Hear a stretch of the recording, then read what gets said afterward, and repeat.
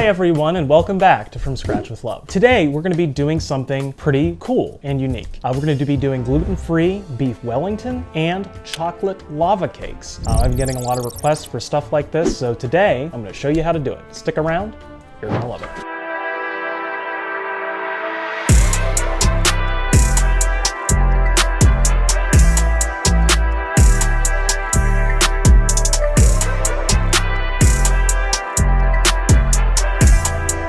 Okay, so traditionally you make a mushroom duxelle like what I'm showing you here, but we're going to do something a little bit different today, and this is what makes my Wellington a smidge different. I have gone ahead and dried these. These are plum tomatoes, and I've dried them in the oven. And we're going to make a roasted tomato and mushroom duxelle, which effectively is a pesto. I'm also going to throw in some pine nuts, and it's going to give it a much different flavor than you'd expect, which is cool. All right, so the first thing we have to do is sear our beef tenderloin. This is a big 12-inch carbon steel pan that I've had heating over my electric burner here for a while, and we're only at about 300 degrees Fahrenheit. Once this gets above 400 degrees, it's generally fine. What I've done here, this is a center cut beef tenderloin. This is a Chateaubriand, which is the cut, and you can refer to our beef tenderloin video of how to break it down for how to obtain this cut of meat. Anyway, what I've done here is see some seasonings. I've just put some salt and pepper, and I always put a little bit of chopped parsley in there. I grind it really fine in my spice grinder. I like that. You don't have to do that by any means. And I've left this uncovered in the fridge overnight. Now what that allows us to do is desiccate this skin and dry it out. The drier the skin on your protein is, the easier it is to get a nice hard sear. And that's what we want in this dish. We want to sear this meat, get a nice crust on it, and cook it to just barely rare, as in not even to rare. And we'll take it off the heat, let it rest, let it cool down completely, and then we will wrap it with our pesto, some prosciutto, and a couple of other special little things that I like inside of this, and you don't have to do it either, but I love them. And then we will wrap it in some plastic wrap to set the shape, kind of making almost like a sausage. Throw it in the fridge for a couple of hours, let it chill down and set, and then we'll pull it out and wrap it in our puff pastry and make some nice little artwork on top, and then bake it at 425 degrees for perfect beef Wellington. All right, I'm going to jump ahead to a couple of other things with this guy once we get to the assembly phase, but in the meantime, let's make some chocolate lava cake.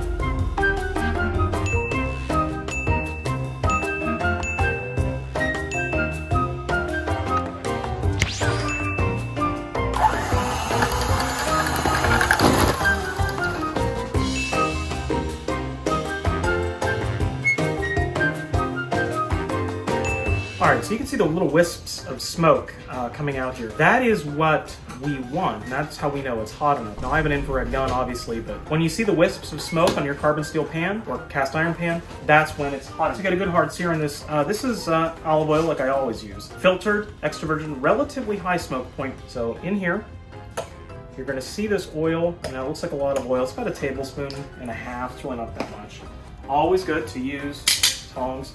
And you'll see the bubbles here as I put the oil in is starting to smoke. Now, because this skin on this tenderloin is so dry, you're not going to get a lot of bubbling. Okay, you're going to get a nice hard hiss, just like that. Okay. Now, I am doing this over an electric burner. Okay, and that's fine. It's going to take a little bit longer to heat up. If you want to this faster, obviously use a gas burner and crank it up, but this is perfectly fine for this application, and I want to do this as minimally as possible, so if this is all you've got to work with, then this is what you can use. So I'm going to probably speed this up and just kind of jump to the end here.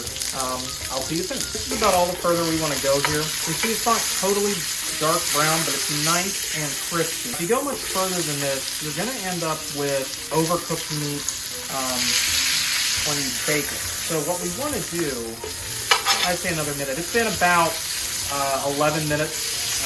I know I skipped ahead, but 11 minutes here, and then we're going to get into making our pesto and then our assembly of this guy here in a minute. I will speed through that process, show you how to wrap it, and then I'll show you what I've been doing during this entire assembly process. In the bowl here, I've got one whole bunch of Italian flat leaf parsley, just kind of ripped, a bunch of pecorino cheese, and a little bit of grated Parmesan. Pine nuts, our dried tomatoes, all of our sauteed mushrooms from earlier, they are now dried. All the moisture has been kind of driven out of it. Now the thing is, in order to make this work, the fat from the nuts in the cheese is primarily what's going to be to bind it. We don't want to use too much liquid. because that's going to end up getting soggy in our Wellington. So here we go. We're going to pulse this time, line, and we'll just whiz it.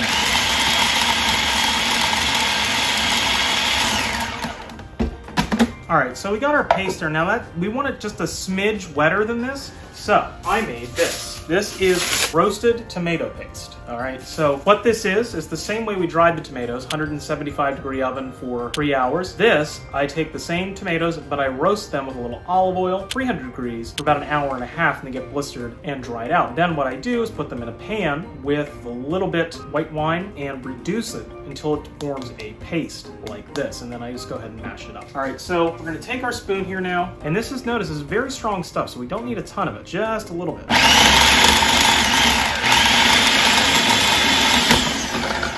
So let's go ahead and scrape this down. Tiny spatula. And there you see how dry that is. All right, that's exactly what we want. We don't want it to be oozing liquid, because that, even if you wrap it tightly enough, this liquid is gonna permeate that puff pastry and has a real chance of making your dish soggy and have it not puff up. So this is exactly the texture we want. Okay, now that is about perfect. All right, so just gonna get this out of the bowl. All right, so we're ready for preliminary assembly. Okay, so you can see here, this is a piece of plastic wrap, and I've got 6 pieces, Gracie, stop. 6 pieces of prosciutto laid out here, and that's just long enough to contain our meat. In some recipes, you might see mustard brushed on the meat at that, previously. I don't do that, because our duxelle here is going to contain all of the flavors. So next up, after we get this duxelle on here, and you notice it's a relatively thick layer. So basil here, that's going to take its place and give us that sort of anise bite that we want, okay? Because the prosciutto is pretty salty. We need some pepper. And then what I'm gonna do, just this tiny hint, okay, of garlic. This is just pureed garlic. I would do this, but garlic's relatively expensive now, and this is just a lot easier to deal with. And then one more layer of our duxelle over top of that. Our beef comes in just like this. Next thing, we gotta wrap this. You can do this one of 2 ways. You can either wrap it this way or this way. Now this guy's a little bigger than I thought, so we're gonna go this way. And here we go. You wanna take the plastic, all right, and wrap it round tightly, as tight as you can, okay? And then flipsy-flopsy, right, like this. Kind of like making a sausage. Now we may need another piece of plastic here. It's fine. And when you twist, right, you get this nice little sausagey shape. You can also do this in a plastic bag, or you could tie it. Tying is kind of messy though. So now we're nice and twisted. And you see that's gonna hold its shape. Now what we're gonna do with this guy, this is gonna go into the refrigerator, okay, for about 2 hours until it's totally cooled. It doesn't take quite 2 hours, but depending on how cold it is, you don't wanna freeze it. Don't do that, because then it won't cook at all by the time you put it in the oven. All right, so we're nice and wrapped, and this just goes right in the fridge. And you wanna put it in the lowest part of your refrigerator, preferably in another vessel, have a different container down there. And what that will do is keep it away from any potential contaminants, and also the bottom of your fridge is generally the coldest part. I'm gonna go ahead and finish doing some of the other stuff I'm doing, and I'm gonna cut to making our cake now, because by the time we're done making our cake, that's gonna be cool and it's gonna be ready to put in the oven. All right, see you in a bit. As you can see, I ran into a few issues getting my lava cakes to hold together, but this is our final product and it looks perfect.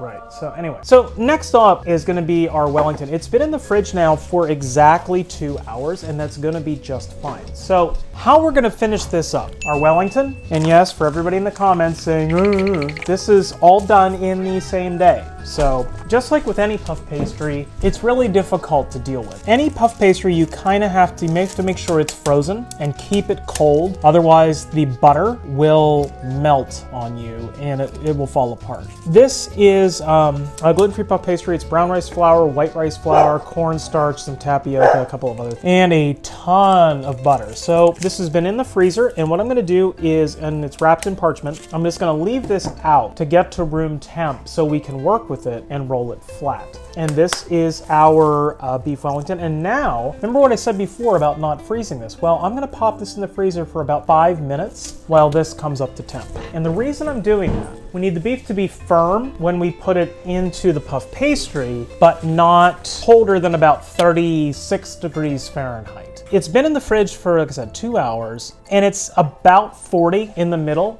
because after we seared it, it got up to around 85. The puff pastry that's gonna go around this has to bake for at least 15 to 20 minutes in order to puff up. The other thing about working with puff pastry is you have to work with it quickly, because if you let it sit out too long, what happens is it breaks down. I'm gonna jump ahead a few minutes after everything has been partially cooled down, brought up to room temp, and I will wrap this up and show you what kind of designs we're gonna do on the Wellington itself. Be right back. 5 minutes later. All right, well, that was a fun experiment in point of view filmmaking. Okay. If it worked, it worked. It didn't, you know, whatever. Anyway, I'm about ready to take these out of the oven. They've been in there for about 8.5 minutes, so kind of barely set. See where we're at? Okay. Not quite. About 2 more minutes on those. A few minutes later. You see that? How they're cracking right at the top there? We're gonna let these cool just a smidge, and then we're gonna go ahead and put them on our plate. Easiest way to do this, plate on top, like that, and pop this guy out of there. Oh, and he melted, okay. All right, see, this is live. This is why I show you these things. Goes on a regular cooking show, they are never gonna do this. All right, 1, and now, pop it, and don't grab hot things. I grab hot things because my hands, again, I made it out of asbestos at this point. Come on, there we go. Okay, so I've got 2. that are broken on me. So I'm gonna let these stick around, rest just a bit longer, and I'm gonna go ahead and come back to you in a minute. Our puff pastry has come out a little bit, and you can see a little crack, so that's fine. We're just gonna roll this flat, and everything's come out of the freezer now. I've got our beef here. Now the next thing we're gonna do is a step you probably won't see, especially when it comes to puff pastry, wheat-based puff pastry, because you don't have to do it. You're gonna need a little bit of a binder on the inside here. And what I'm gonna do is just like on the outside, okay, I'm gonna brush this with some egg wash. So I'm gonna go ahead and just do a yolk here, mixed with a little right? So just on the inside here, just brush like that. There's our puff pastry. Now here is our Wellington, and this has been firmed up now for a couple hours. We're just gonna get this out of here. So we have it in a nice shape here. Now we put this guy right in the middle, okay? Now we have to go ahead and wrap this. Keeping the parchment on this, especially with gluten-free puff pastry, is very important, because if you move it from this parchment paper to plastic wrap prematurely, it will break on you. And it's already, you can already start seeing it falling apart. And that's fine, because we're gonna then move it to plastic wrap. But you have to leave it on that, and don't worry about that, we'll fix that. We're gonna go ahead and seal this up, and when you seal it up, we're now going to wrap this very, very tight. Is make all of this kind of like a little package, right? So more plastic wrap, seal up the ends just like that, and now, same thing we did before. Twist it until it gets nice and tight. All right, so that's our little package. Now we're gonna put this into the fridge for another half an hour just to firm it up. So after it comes out of that fridge in half an hour, we're going to bake it at 400 degrees, 425 actually, for about 30 minutes. All right, so to finish up here, here's what we're gonna do. This is a paring knife, and all I'm gonna do is unwrap this guy. So always remember to protect your work surface, okay? So here's what we're gonna do. Straight down the middle, back of the knife, that's all we're gonna do. And then once we do that first step, egg wash, okay, over the top. And this is why we protect, okay? Egg wash over the top. And this will get it nice and crispy, but also give it that golden brown color faster than it would if we just threw it in there kind of naked. And then we're gonna go ahead and score the rest of this. Back of the knife, I'm gonna do this. We're gonna do a Union Jack on this because it's an English dish, so. And I have a baking sheet in the oven that's been preheating for quite a while, so transfer to the rack. So after the egg wash goes in, this is herb de Provence. We just wanna put a little bit over the top. And that's just some lavender, rosemary, thyme, a little bit of basil, and some garlic. And there we go. All right, so 30 minutes, it should be perfect. See you then.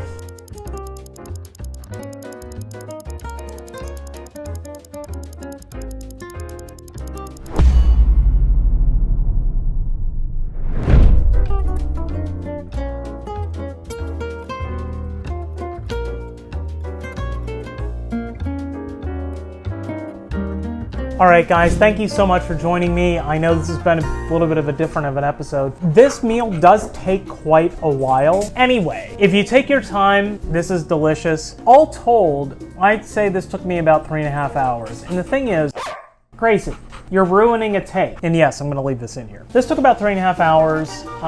With Wellington, you can make it ahead. So all of the steps we did with searing the meat, wrapping the meat, making sure the pup pressure, oh my God, that's good. You can do that a day ahead, 3 days ahead, 4 days ahead, and that's perfectly fine. Because by the time you roast it, if it comes out of the fridge or, comes out of cold storage and you roast it for 30 minutes, it's gonna end up being perfect. And with the lava cakes, if you use the method I gave you, they are typically, you have to serve them almost right away, but they're not gonna dry out on you over a period of time. You see this has been sitting here for a while now. I will tell you, I did put a little extra chocolate on this because, I had to take pictures. But regardless, this is amazing. And I did make some jus, and we're gonna cover that in our sauce episode. But this is basically just reduced red wine and beef stock and a little bit of demi-glace. When we cover demi-glace, I'll show you how to do this. I make my demi and my red wine reduction sauce typically with Chianti, but I wanna thank you for tuning in and watching this. This is something that is not only it's surprisingly easy to do, okay? And it impresses people because they go, oh my God, how'd you get that crust on that beef and how did it turn out perfect? Well, follow my method and it will. You have yourselves a wonderful day.